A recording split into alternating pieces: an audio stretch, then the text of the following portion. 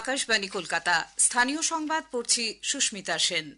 বিশেষ খবর হলো কঠোর নিরাপত্তায় আর কিছুক্ষণের মধ্যে ৭৭টি কেন্দ্রে রাজ্যের বিধানসভা নির্বাচনে ২৯৩টি আসনের ভোট গণনা শুরু হতে চলেছে। সকাল ৮টায় পোস্টাল ব্যালট গোনা শুরু হবে, ইভিএম খোলা হবে ৮:৩০টায়। গণনা কেন্দ্রগুলির ত্রিস্তরীয় সুরক্ষা ব্যবস্থা কোনোভাবে লঙ্ঘিত হলে তার দায় নিরাপত্তা কর্মীদের নিতে হবে বলে জানিয়েছেন রাজ্যের মুখ্য নির্বাচনী আধিকারিক।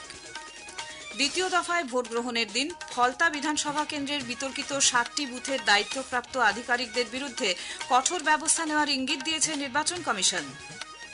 উত্তর ২৪ পরগনার মধ্যমগ্রামের সুভাষনগরে গত সন্ধ্যায় নোয়াপাড়া বিধানসভা কেন্দ্রের ভিভিপ্যাট স্লিপ উদ্ধারের ঘটনায় চাঞ্চল্য। কমিশন জানিয়েছে উদ্ধার হওয়া স্লিপগুলি মক পোলের। রাজ্যে আজ ভোট গণনার দিন কলকাতা সহ বিভিন্ন জেলায় দুর্যোগপূর্ণ আবহাওয়ার পূর্বাভাস। আসছি বিস্তারিত খবরে।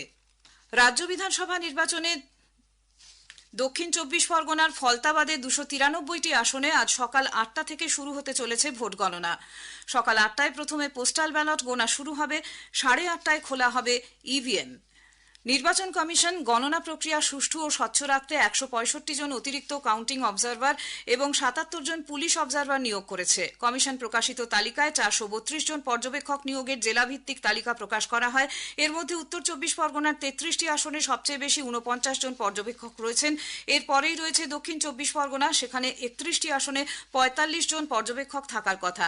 যদিও এই জেলার ফলতা আসনে ২১শে মে পুনর্নির্বাচন ঘোষণা হওয়ায় আজ গণনা হবে না। এছাড়াও কলকাতার ১১টি আসনে গণনা পর্যবেক্ষক থাকছেন ১২ জন, মুর্শিদাবাদের ২২টি আসনে ৩৩ এবং মালদার ১২টি আসনে ১২ জন পর্যবেক্ষক নিয়োগ করা হয়েছে। উল্লেখ্য, রাজ্যে প্রথম দফায় ১৬টি জেলায় ১৫২টি আসনের জন্য ভোট নেওয়া হয় ২৩শে এপ্রিল। দ্বিতীয় দফায় ৭টি জেলায় ১৪২টি আসনে নির্বাচন হয় ২৯শে এপ্রিল। রাজ্যের গণনা কেন্দ্রগুলির নিশ্ছিদ্র নিরাপত্তা সুনিশ্চিত করতে ত্রিস্তরীয় ব্যবস্থা রাখা হয়েছে। রাজ্যের মুখ্য নির্বাচনী আধিকারিক মনোজ কুমার আগরওয়াল গত সন্ধ্যায় সাংবাদিক সম্মেলনে জানান, নিরাপত্তা লঙ্ঘনের কোনো রকম ঘটনায় কড়া ব্যবস্থা নেবে কমিশন। গণনা কেন্দ্রে প্রবেশ নিয়েও জারি হয়েছে কড়া নির্দেশিকা। শুধুমাত্র কিউআর কোড ভিত্তিক পরিচয়পত্র থাকলেই প্রবেশের অনুমতি মিলছে। এই পরিচয়পত্র ইসিআই নেটের মাধ্যমে সংশ্লিষ্ট রিটার্নিং অফিসারদের দ্বারা জারি করা হয়। গণনা কক্ষের ভেতরে শুধুমাত্র কাউন্টিং অবজারভার এবং রিটার্নিং অফিসার ছাড়া কারোরই মোবাইল ফোন নিয়ে প্রবেশের অনুমতি নেই। গণনা কেন্দ্রগুলির নিরাপত্তার পাশাপাশি সামগ্রিক আইন শৃঙ্খলা সম্পর্কে কমিশনের পদক্ষেপ নিয়ে জানাচ্ছেন আমাদের প্রতিনিধি। রাজ্যে ভোট গণনাকে কেন্দ্র করে নজিরবিহীন নিরাপত্তা ব্যবস্থা করেছে নির্বাচন কমিশন। গণনার দিনে কোনো ফাঁকফোকর রাখা হবে না বলেও প্রশাসনকে সতর্ক করে দেওয়া হয়েছে। গণনা কেন্দ্রের ১০০ মিটারের মধ্যে যে ১৬৩ ধারা বলবৎ রয়েছে, পরিস্থিতি খারাপ হলে সেই সীমা আরো বাড়ানো হতে পারে বলেও ইঙ্গিত দিয়েছে কমিশন। একই সঙ্গে গণনার দিনে বিজয় মিছিল হবে কিনা সে বিষয়েও এখনো চূড়ান্ত সিদ্ধান্ত নেওয়া হয়নি। ডিইও এবং পুলিশ প্রশাসনের সঙ্গে আলোচনা করে এই বিষয়ে সিদ্ধান্ত নেওয়া হবে। রিটার্নিং অফিসার ও সহকারী রিটার্নিং অফিসারদের কাছ থেকে মুচলেখা নেওয়া হয়েছে। যদি তাদের তরফে কোনো ভুল হয় তবে কমিশন পদক্ষেপ করতে পারবে। গণনার প্রক্রিয়া স্বচ্ছতা বজায় রাখতে এই ব্যবস্থা নেওয়া হয়েছে। গণনার দিনে নিরাপত্তা জোরদার করতে প্রায় ২০০ কোম্পানি কেন্দ্রীয় বাহিনী মোতায়েন রাখা হচ্ছে। গড়ে প্রতিটি গণনা কেন্দ্রে প্রায় ২ কোম্পানি করে বাহিনী থাকবে বলে জানা গিয়েছে।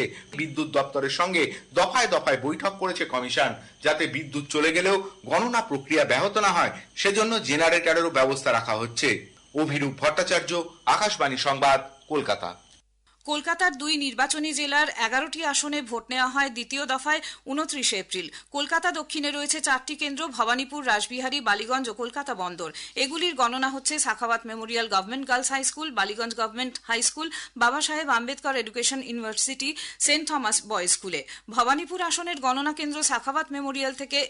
এখনকার পরিস্থিতি জেনে নেব আমাদের প্রতিনিধির কাছ থেকে। দেখো সুস্মিতা, সকালে সাখাওয়াত